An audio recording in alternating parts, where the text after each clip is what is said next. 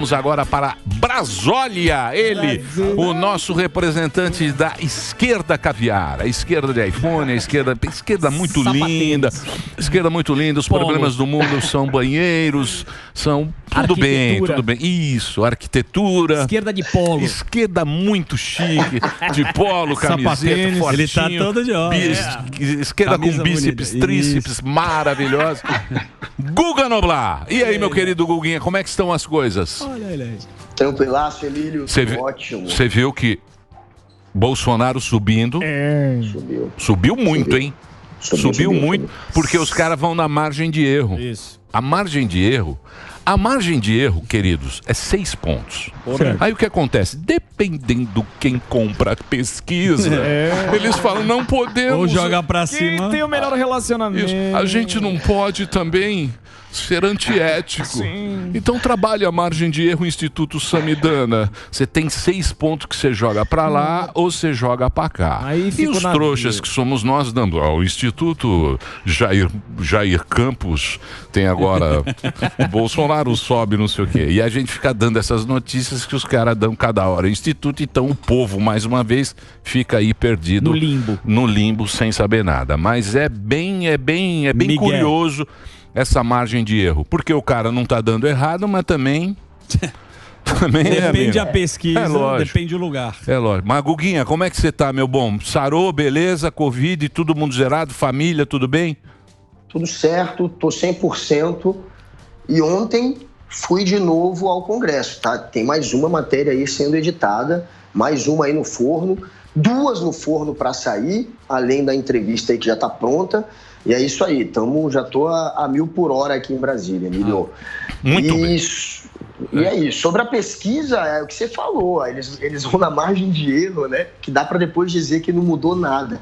Mudou ou não mudou, né? Bolsonaro tirou 5 pontos ou não tirou?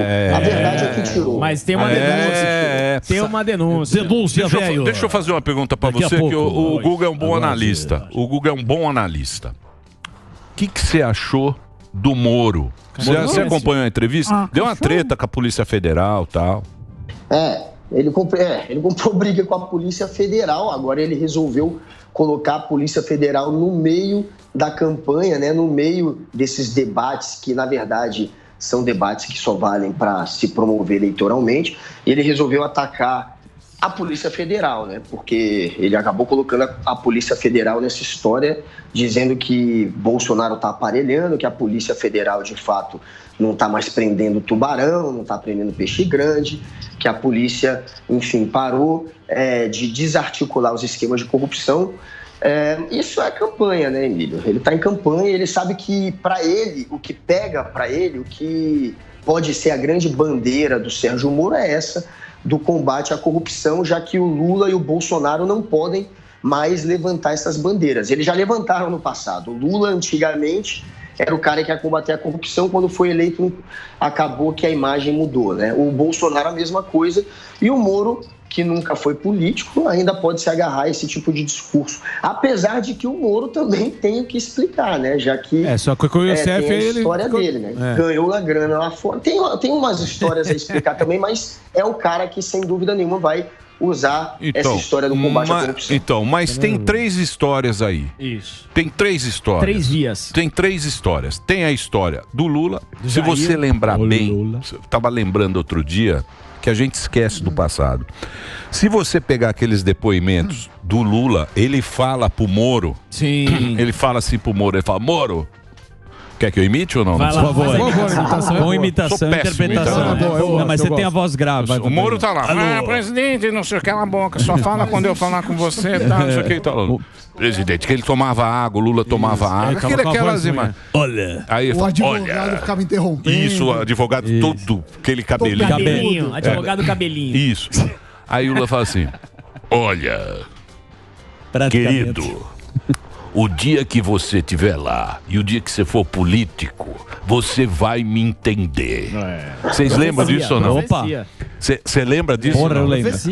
Profecia, cara. E agora? Como?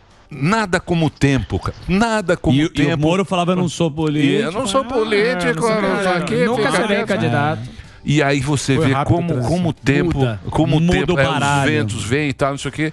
Só que eles acham que a gente esquece, mas a gente não esquece. Com certeza. Então tem dessas 3 histórias, né? Tem a história Do Luiz, do Jair, que falou que sempre o Moro quis, que a intenção Era do candidato. Moro era ser candidato. Política. Tem do Bolsonaro e tem o do Sérgio. o do Serginho. Sérgio. O senhor está E desinformado. agora? Qual é a narrativa E que você agora? acredita, bonitão? O senhor está Não, e o desinformado. Bolsonaro está usando a narrativa do Lula agora de dizer que a intenção do Moro sempre foi fazer política também. O Moro agora está sendo atacado pelo Bolsonaro e pelo Lula, com esse mesmo tipo de narrativa. Mas o Moro não queria virar político. O Moro queria virar ministro do STF. O Moro negociou a vaga dele no Ministério da Justiça antes do fim da eleição, Mas ainda tô no vendo. segundo turno. E ele queria virar ministro do STF. Todo mundo sabe disso. Acabou que o Bolsonaro depois rompeu com o Moro, não ia mais indicá-lo para STF, ele saiu do governo e agora só resta para o Moro tentar, de fato, um cargo na política. Mas não sei se ele vai, de fato, disputar a presidência, porque dentro do Podemos, do partido dele, muita gente já está sabotando o Moro. Como dentro do PDT tem muita gente sabotando o Ciro. Essas pesquisas, elas estão mostrando que está cristalizado entre Lula e Bolsonaro a eleição.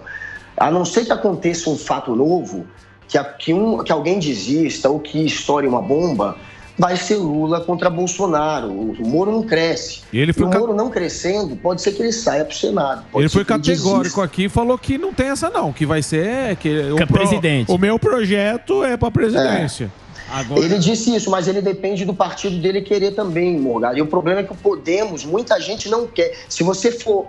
A imprensa já está mostrando isso. Os próprios deputados do Podemos, os políticos mais graúdos do Podemos, não estão fazendo campanha para o Moro. Um ou outro está fazendo.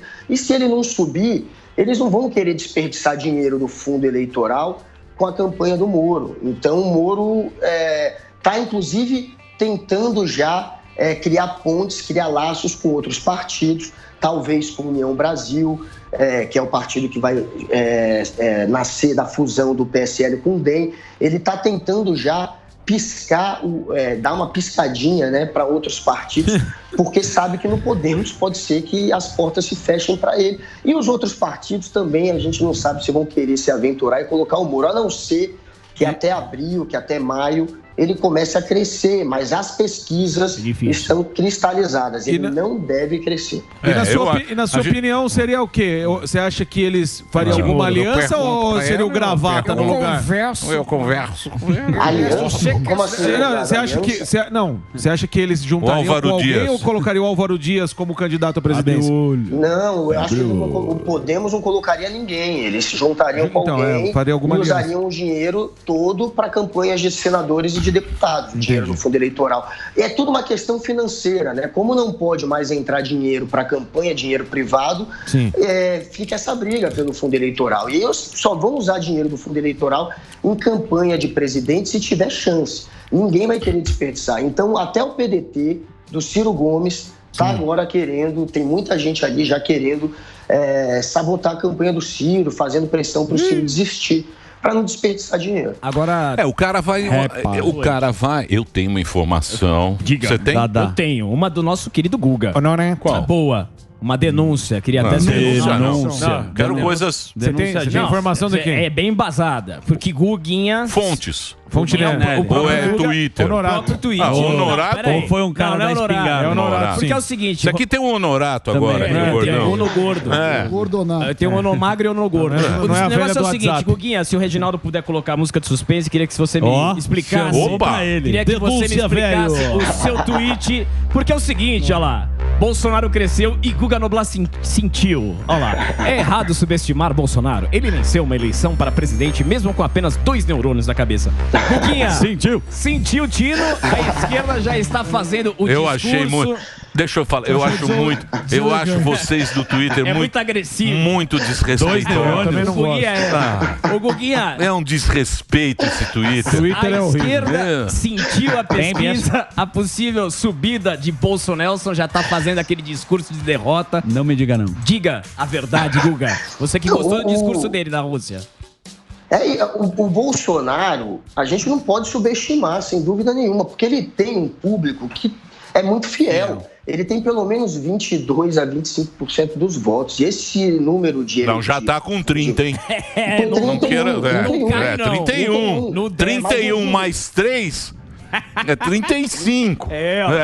Nossa, tá mudando o jogo. Tá turma aí. O que acontece? Esses institutos aí querem deixar a gente louco. Olha. Não, todo ano de eleição, o que as pesquisas estão mostrando agora, essa subida do Bolsonaro, já era esperado todo ano de eleição. Todos os presidentes que foram candidatos à reeleição, sem exceção, subiram. Até a Dilma, no meio da crise, conseguiu subir a intenção de voto dela. E o Bolsonaro tem o Auxílio Brasil, tem alguns programas de transferência de renda agora que estão começando a fazer efeito. Então, é esperado isso mesmo. O Bolsonaro fica ali perto dos 30%. Ele tem consolidado pelo menos 22%, 25%. E é um público muito fiel.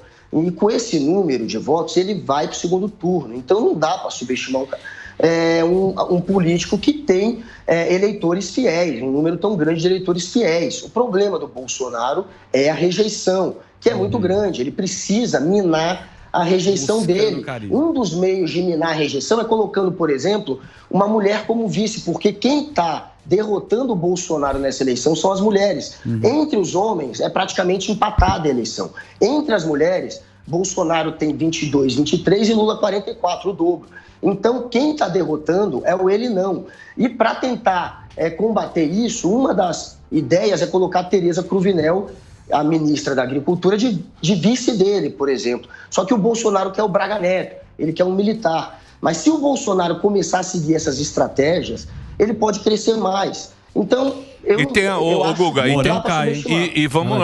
vamos falar, né? O cara tem a máquina, exatamente, né?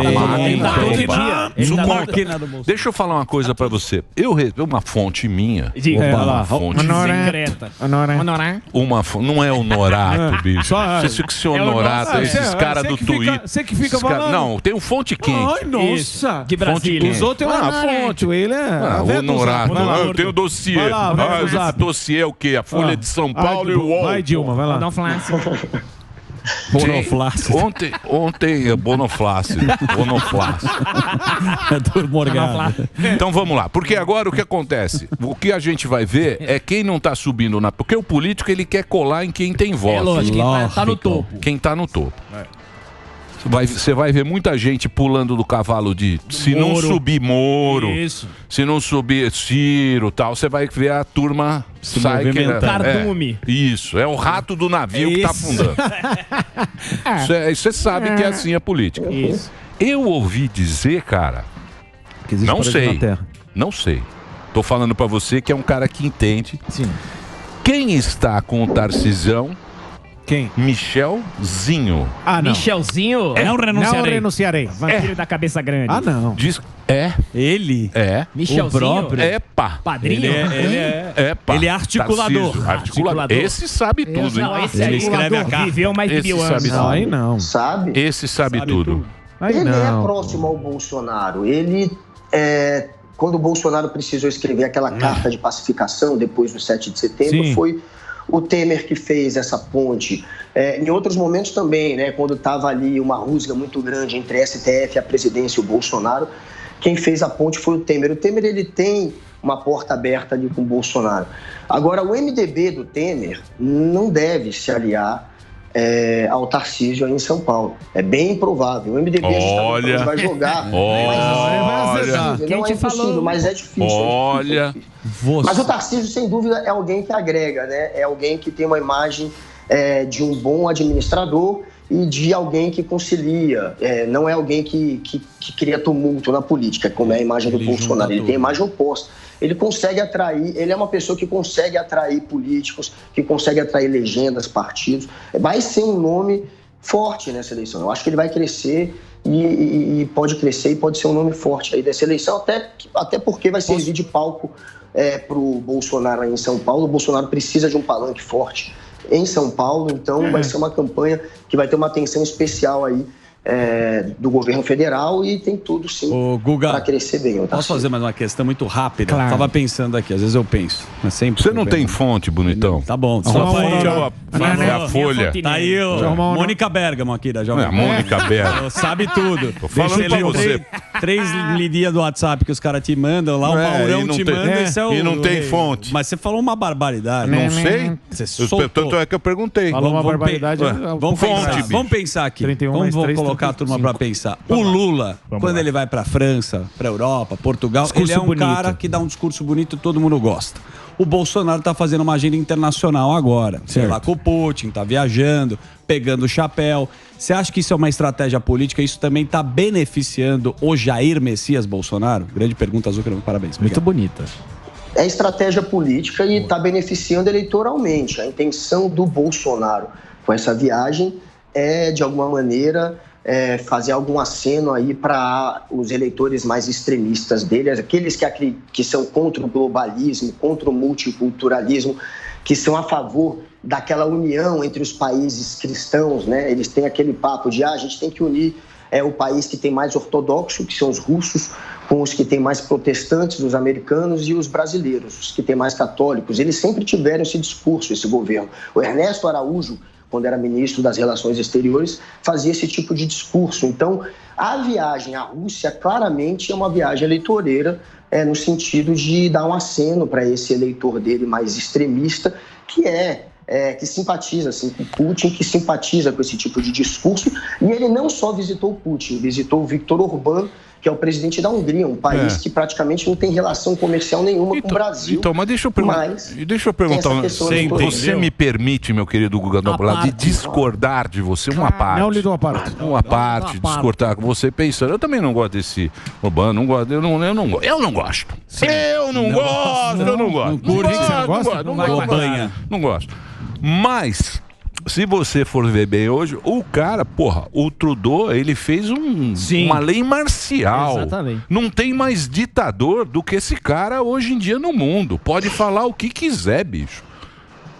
Você pode falar o que você quiser, aí você fala, o primeiro-ministro do Canadá. Trudeauzinho, olá, meu bem. Perfuminho, gravatinha. Mulheres, tá tudo bem. O cara lá, O cara meteu firme. É um político liberal, ele é considerado um político liberal. Não, ele é não. Ele é, ele é ilinile total. Você vê, cara, você vê como tá esquisito? Tá esquisito, né, meu? Ele tá realmente apertando ali. Apertando? Porra! Mas essa história da pandemia. É lei marcial, bicho. O cara decreta e cumpra. Não, mas isso aí é discutível. É louco. A gente pode ver até o quanto o Estado deve ou não interferir na nossa vida, mas o que eu acho é que se o Estado impõe uma regra nesse local só podem pessoas vacinadas, eu não acho que você deve obrigar os outros a se vacinarem, mas quem não se vacinar vai ter que respeitar aquela regra, não vai poder ir até aquele local. Eu acho que tem que ser mais ou menos assim. Eu sei, mas é o Canadá. A gente entende. Vocês estão vendo. É o Canadá. Um político liberal. Agora, Guguinha, para não alongarmos muito, eu sei que o papo com você é muito bom, sempre muito gostoso, saudável. Sensacional, para saudável. Alegria. Eu estou com medo. Se você me permitir, eu vou dar só uma pincelada. Você permite uma pincelada de leve? É uma pinceladinha. Para terminar. Que é uma entrevista sensacional com o Zé de Abreu. Aí sim. Eu apenas levantei, falei, tem uma entrevista com o Zé de Abreu. O quê? De maneira alguma. Cantando palanque pra esses caras. Eu falei, mas nosso programa é um programa de ideias. A gente não é muito inteligente. A gente não é muito inteligente, mas a gente é esforçado. Então a gente gosta de ouvir ideia, sentar, trocar uma ideia. Tudo para que o Brasil dê certo. Deu pra ver. Eu só vou passar um teaser. Eu não vou passar na íntegra. Porque a íntegra tá pesada. A íntegra finalzinho. A íntegra. Então eu vou passar um teaser agora, se você me permitir, que você conseguiu essa exclusiva. Lógico. Eu só vou passar um teaser para sentir qual vai ser o nível do cancelamento. Qual vai ser o nível do cancelamento. Que a gente vai ter. Então, por favor, teaser de uma matéria exclusiva, Zé de Abreu, dos grandes artistas brasileiros, um grande provocador com o nosso querido Guga Noblat. Por favor, pode rodar. Olha isso. Você apanhou mais do que bateu ou você acha que bateu mais do que apanhou nesses tempos aí de Bolsonaro? Você acha que o Ciro Gomes, ele só tá viajando o Brasil e fazendo campanha, que é pra acumular milhagem e viajar no fim de ano aí pra Paris de novo? Isso não é maconha, tá? É um fuminho, tá? Infelizmente, mas tudo bem. A terceira via no Brasil é o acostamento. São raras as estradas no Brasil que tem 3 vias. Quem diria que o pum do seu palhaço matou os 640 mil brasileiros? Vamos falando de Twitter, vai ser o quadro Tuitada. Bota aí, Tuitada.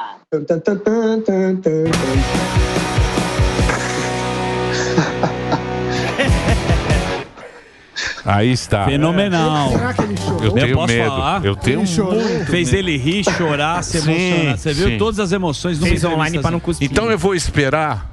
Eu vou esperar, talvez eu passe amanhã ou não.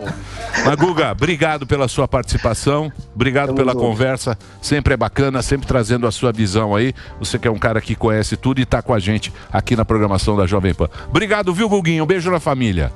Até semana que vem. É isso aí, um abração.